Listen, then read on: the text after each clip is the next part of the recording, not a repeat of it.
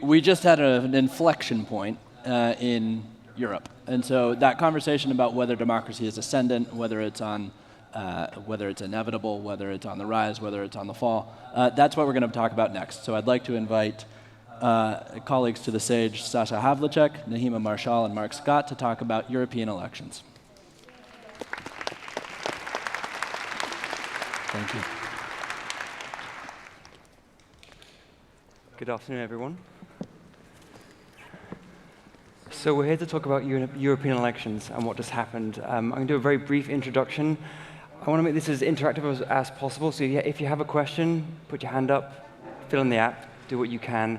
Before we go in, I just want to introduce the experts here. So we have Sasha from ISD and Nahema from OII, lots of acronyms, but you can see their titles on the screens around us. They've been doing a lot of work, both ahead of May and previously around the European election and others when it comes to disinformation, so we're in good hands.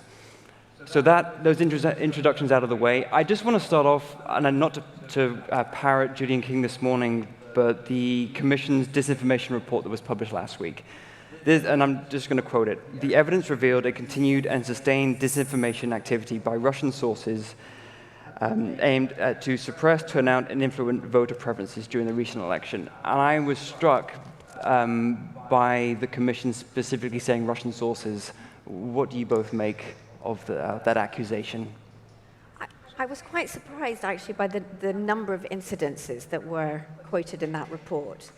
It doesn't chime with the analysis that we've just done, which was a sort of comprehensive research across 6 markets in the lead up to the EP elections, which is not to say that it wasn't there, but to say that it's difficult with the data that we have access to, I think, generally as researchers, to do that type of attribution. Now, we found at least a couple of cases that smelt very strongly of that type of thing. My sense is that number, because it was like 930-something, I think, cases, probably includes the sort of usual channels of misinformation. So there's plenty of stuff that Sputnik's doing, and even RT, and that may have been included in that number. But of course, the actors have evolved in a big way, and we need to be looking at transnational non-state actors, we need to be looking at domestic actors, and they are multifold on both of those fronts. Nahema, would you agree with that? Yeah, I would actually echo Sasha's point as well. We conducted a similar study looking at the spread of different types of information on multiple platforms across 7 different European language spheres. And one of the first striking things that we found actually is very, very little content that redirected to these known sources of Russian disinformation, typically. Things like RT or Sputnik News, and instead we had a lot of homegrown, even hyperpartisan or alternative news sites, which were shared in great majority in some of these countries. But across the board, we actually found very few instances, I would say, of some of these junk news or sources of misinformation and disinformation. So I was also quite taken aback by some of these numbers, and I think that as researchers, attribution is very difficult to do.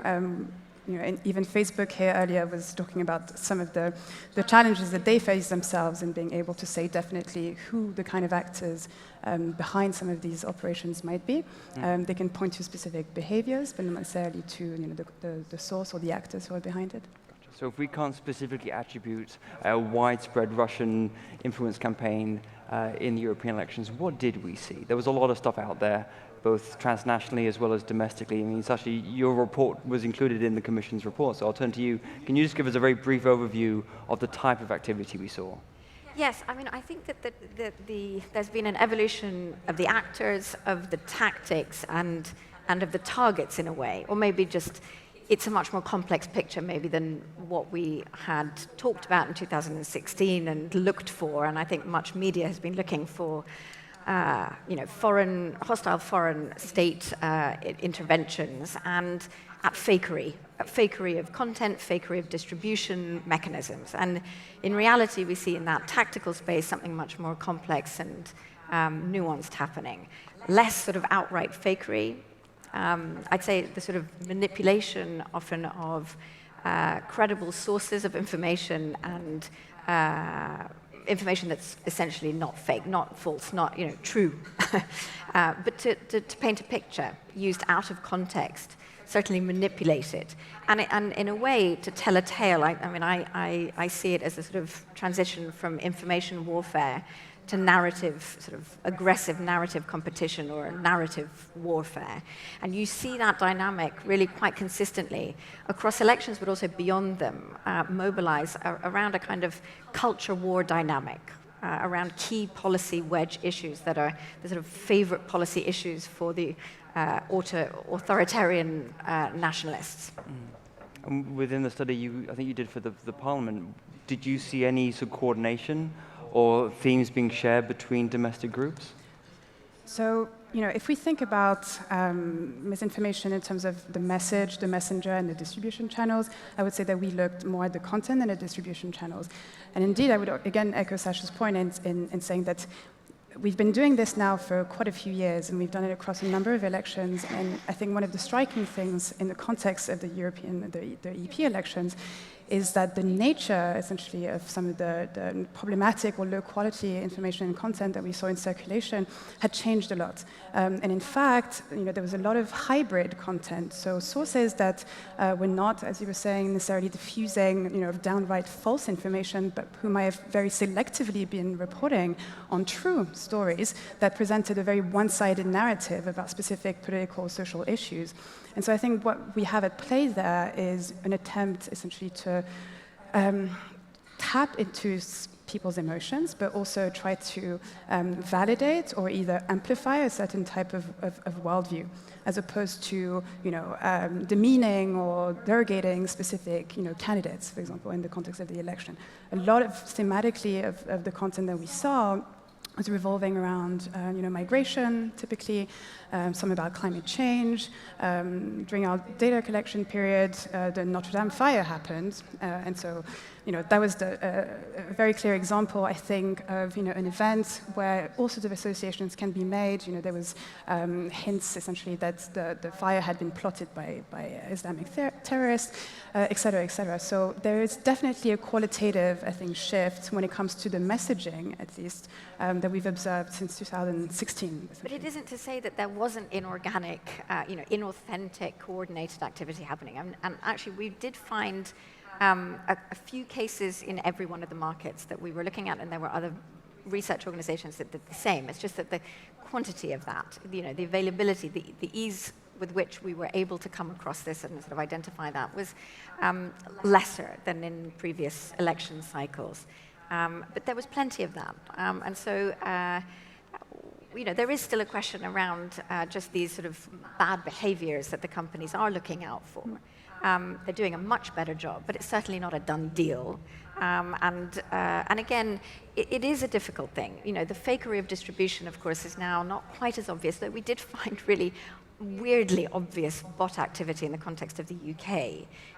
You had like 42% of the most active accounts, Twitter accounts, amplifying, talking about, across all the political parties actually in the UK, seemed bot-like, but quite sort of obviously bot-like, which raises a whole set of questions around what is happening in political mobilization today.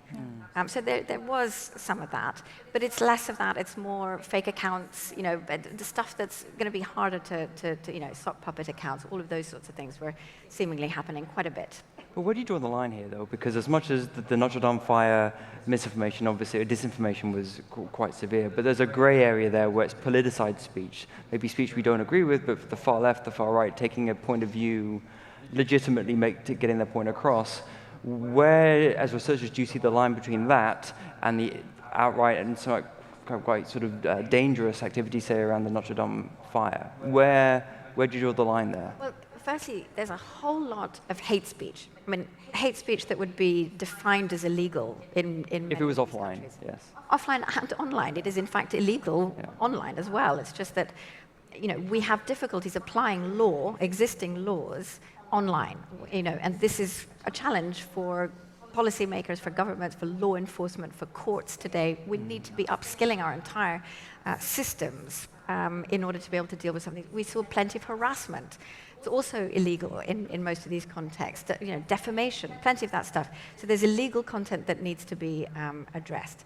But of course, there's a bigger question around this sort of nasty, politicized, hyper-partisan, what do we do with it? I think one of the issues there is to look beyond content, beyond behaviors, at sort of the structural issues on the platforms in relation to how they might amplify inorganically that type of content. So, we know that we end up in these spaces, unbeknownst to us, often, and that tilting of, if you like, it isn't a neutral playing field.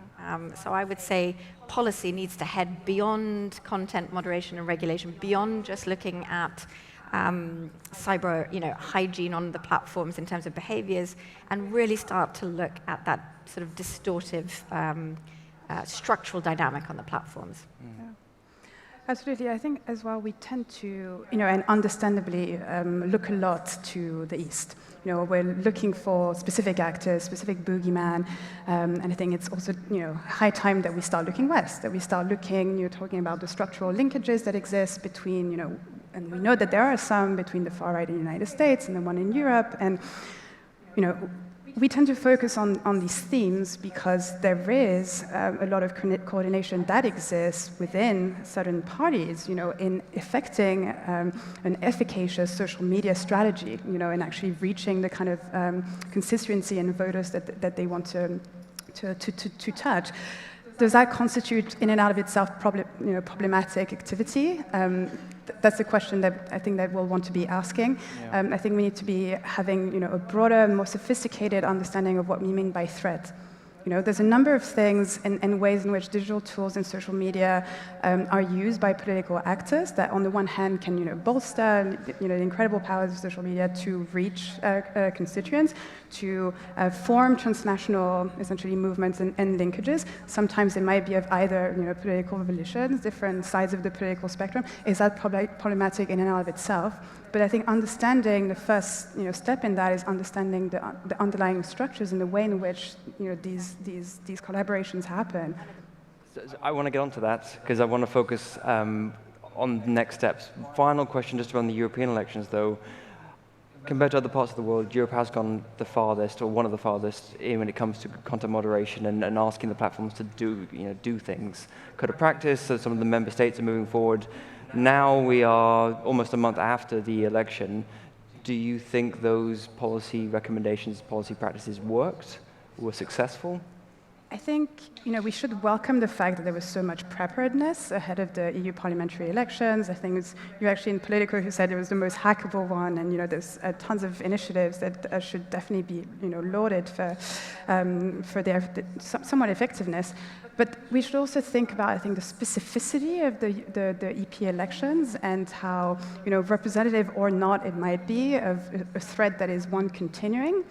And that is ongoing and never pauses. Attempts to manipulate public opinion or to, engage in specific targetings or things like voter suppressions or changing people's political beliefs are always going to be part of the political cycle before, during, and after elections. And the European elections are not only, despite the great turnout this year, not the most popular ones. They're extremely complex. They're pan-European, different countries.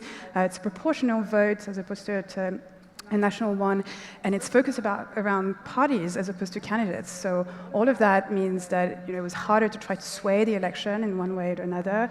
It was harder to attack specific personalities, I think. And so, we need to remind ourselves of that, I think, as we take stock as well of the efforts. That it was a very specific election. We should definitely welcome the efforts and the steps that have been taken ahead of it, but it doesn't mean that we should slack, and think that it's all solved. And there were, specific pieces that were, challenging, and there were plenty of teething problems with the ads libraries, the political ads and the issue-based ads libraries. We were, looking at that. They got set up quite late. Understandably, it's a big project. Many countries, many languages, and so on. But we found, it's designed in a highly user-friendly way. It's problematic. I mean, it captured. There were loads of false positives, but there were also, obvious omissions in terms of political advertising that didn't get in there, that should have been in there. Stuff, in the end, that gets commercialized in the wrong way. And, stuff that needs fixing still. So when you forward one of these, It's no longer a political ad. It no longer becomes, it's no longer a political ad, which I think is particularly problematic because, as we know, people are more likely to sort of accept as truth stuff coming from their peer group. So those things need working out. But of course, it's right. I mean, it's all going in the right direction, and I think the code of practice is a really important step. It's a collaborative step. More needs to be done, of course, between institutions and the companies. But more does need to happen.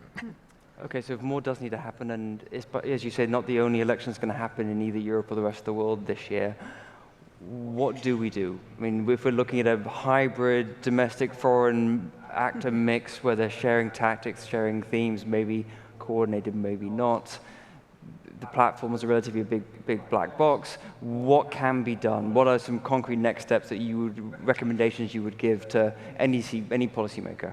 As you're saying, it's a multi-headed threat. It's there's tons of efforts that are being made by fantastic organizations, some private ones, some public ones, some academic ones. And I think one of the key things actually moving forward is to try and instill some kind of coordination as well between the different actors who are reporting on these things, because ultimately, we are informing the public, we are informing the policymakers, and it's also partly our job essentially to make sure that we have laid the theoretical groundwork for people to understand exactly the different kinds of threats, the different kinds of issues that we're talking about.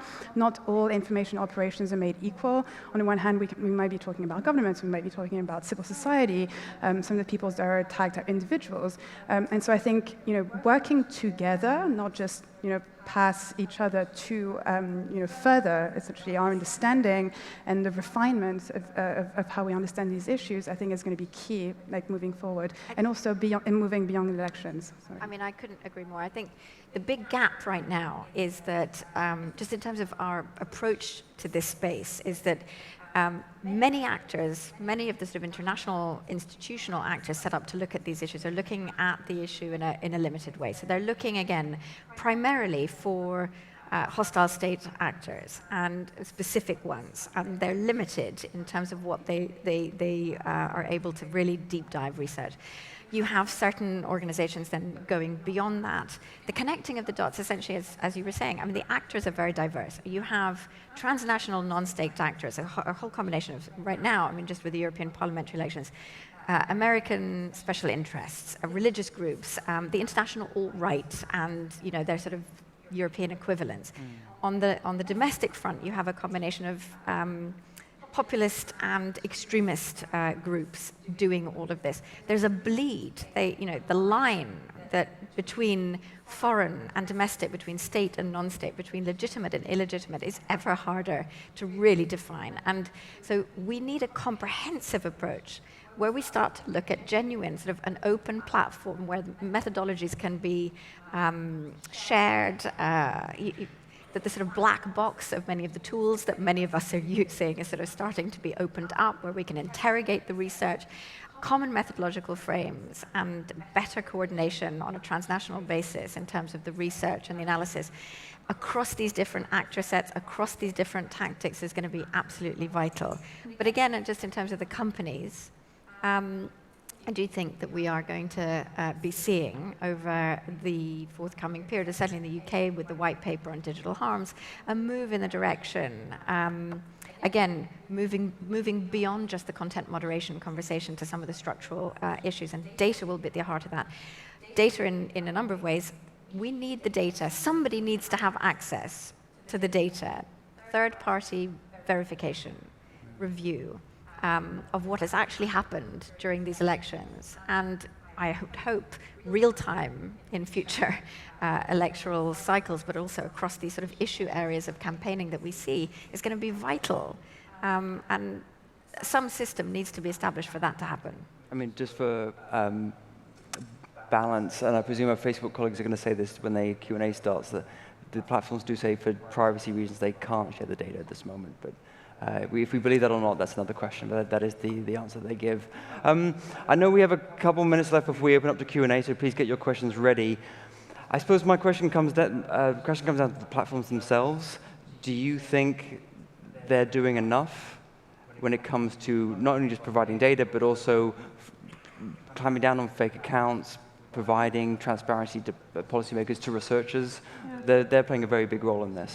I think it is important to acknowledge, some of the laudable efforts that are being made by platforms from, increased collaborations with researchers and also a number of initiatives that they've put together, from election integrity initiatives and the likes. However, as a social scientist, I take issue with the fact that platforms tend to think of misinformation still as a design problem. Something that can have technological solutions where you can A/B test essentially the effectiveness of various techniques, and that ultimately social scientists are only given data after the fact, to be able to play around with and see what's going on. But we're not brought into the conversation ahead of time to help inform the design processes. Like if you're going to try to, implement something like flagging posts or trying to counter essentially the reasons why people might be sharing or engaging in certain types of behavior, we need to have a deep understanding of why people are engaging in these types of behavior in the first place.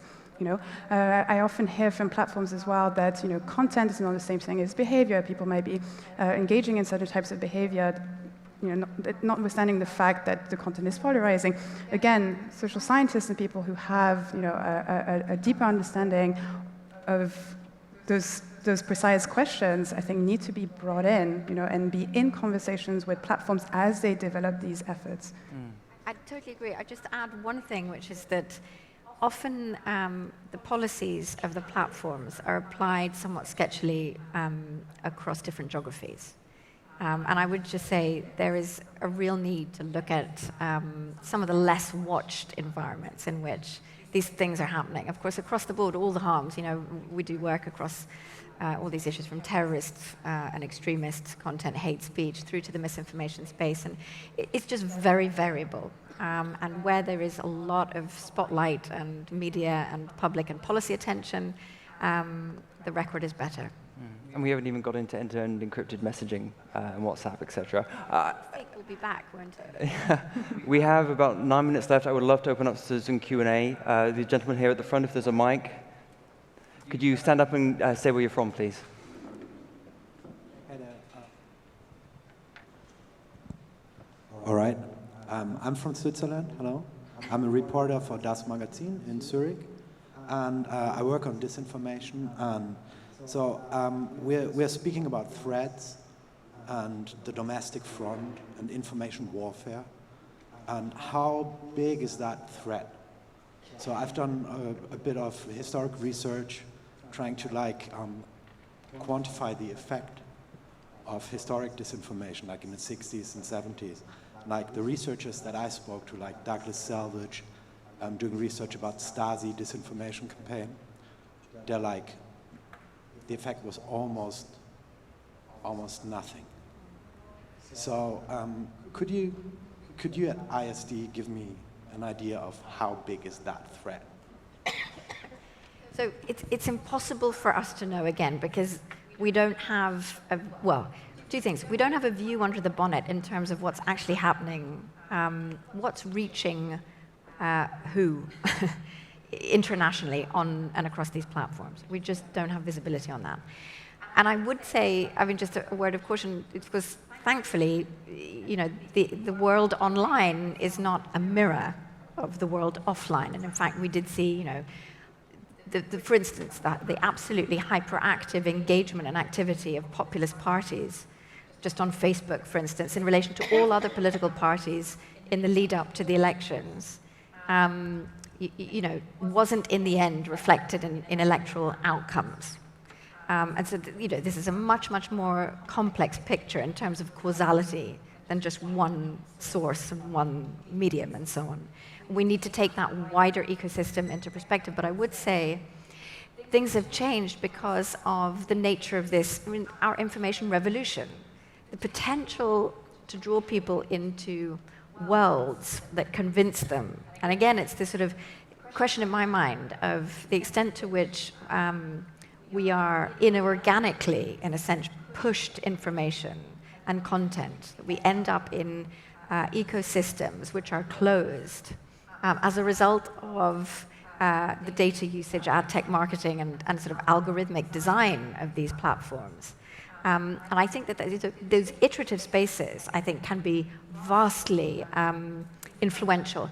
But there needs to be more research in terms of the sort of cognitive impact of all of that. We don't yet really understand it, I think, altogether. Thank you so much for your question. Gentleman over here, can you say where you're from, please? My name is Brady Hills. I'm with the International Republican Institute. My question is, I've been to many of these conferences over the last few years, and we always seem to be focusing on the supply side. And it's always about how we can fight back against the Russians or whoever the boogeyman is that we want to talk about, or how the platforms can do more to give us information to understand the spread of disinformation. And to me, the question is, I guess, to you guys is, are we not being inefficient in this, and we should be spending maybe more funds and more of our research on the demand side? Why are people drawn to this? More about the hyper-partisan nature of our political systems at the moment. And I think that would be a better use of our resources and our time than going around in circles, trying to get the behemoths like the tech industries to change something that, quite frankly, they're not going to change. No, absolutely, I completely agree with you. And in fact, I was having a conversation with different organizations and colleagues who had done similar work before the European elections, and a similar question about the supply side was raised, or a similar point. And I think that's absolutely right. And what this indicates is that we maybe should move away from, doing things that are pure data exploration, essentially, and trying to tease out, what's going on from looking at the situation, to asking questions that are more theory-driven. And as you're saying, it's like, why do people engage with these types of information in the first place? How, essentially, are political actors utilizing some of these digital tools, like WhatsApp, for example, or even like YouTube, to diffuse certain types of messages? How are people on the receiving end perceiving them? Is it affecting them? And it's, again, by employing essentially these social science methods like interviews and qualitative work, I think that we get to the bottom, essentially, of these questions, which are fundamental. Because otherwise, we're only going to be able to be doing some Band-Aid and seeing partial pictures, but we need to get both sides of it, absolutely. Yeah, I would agree. I mean, I think there's just two additional things I'd say. One is the conversation about the sort of digital citizenship education or digital literacy, I think, is an important one. But it's simply not going to cut it unless it's universalized and unless it takes into account a better understanding of this cognitive piece of the problem. It isn't universalized in any context. National curricula don't do this. I think there's 2 countries that I know in Europe that really do this in a very comprehensive way. The second thing is just about that wider ecosystem. You're right. I mean, we talk a lot about these, the 3-4 main platforms. There is, of course, a much wider ecosystem, and the information ecosystem writ large. We see, for instance, a kind of alternative media ecosystem of the international far right, interplay with the alt-tech space, interplay with mainstream media and with the platforms in a very interesting way. We're working with MIT to create a potential sort of research tool that gives us a really clear sense of the pathway of these ideas across that ecosystem, so that we can start to look at it in a much, much broader way. Those are the sorts of things I think we can do to start to move beyond just this one-sided picture.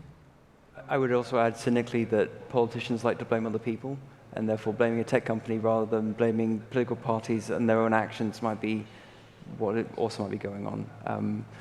Any more questions from the audience? We can turn to the screen. 2 over here. The lady there. Could you say where you're from, please? My name's Jessica. I'm a journalist with DevX. You mentioned just now that there are 2 countries in Europe that are doing this in a comprehensive way, this kind of education. I'd love to know which countries those are and if it looks like this is having any impact. Oh, God, I can't remember which one of the Baltic states does it. Somebody will help me. Latvia, isn't it? Latvia, maybe. And I think that the Swedes have a very comprehensive system now. Estonia, sorry. Sorry, Estonia, and then the Swedes. I know that the French are looking to do something more, but it hasn't yet fully happened. I know we have a minute left. The gentleman over here, can you see where you're from, please? Thank you.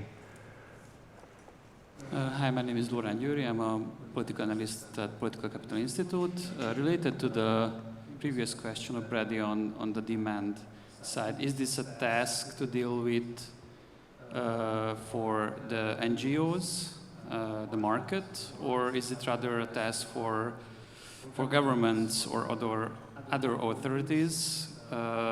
When we see that, for example, Facebook or other market actors are pretty biased and following their money interests in dealing with disinformation. Thank you. Who would like to take the final question? This is not an American answer. This is going to sound very European, but I think we're going to end up regulating this. And there's good ways to regulate and bad ways to regulate. And I hope we can head in a sensible direction with regulation. But I do think that needs to happen. I also think the companies themselves have been talking about the need for that, because in fact, there's very little clarity often on a number of these questions from authorities in relation to the problem. And the companies end up having to actually figure out a lot more than they should be doing themselves. And just to add to that, you're asking a difficult question, obviously, but I think the example of YouTube is an informative one when it comes to demand side, right? Like, in the effort to regulate something like YouTube, you have to take into consideration, the interests, essentially, of the content creators themselves, of the people who consume that content. And, I see one of the questions here asking about other platforms when you see disinformation operating. YouTube is critically under-researched in that area, where a lot of young people actually use YouTube as their portal to the world, and will actually form their very initial political beliefs and opinions on a platform like YouTube. So it's only by engaging with the demand side, the ones of the people who consume that type of content, who might find it informative, and also the ones who maybe make a living out of creating certain types of videos and whatever, that we better understand how can we regulate this effectively, in a way that doesn't curtail free speech, or again, content creation that might be wonderful, but on the other hand, stops the tidal wave of problematic hate speech or other types of low quality or problematic information on that platform. Wonderful. I think with that, our time is up, so thank you so much. And to the audience, thank you very much for listening to us. Great.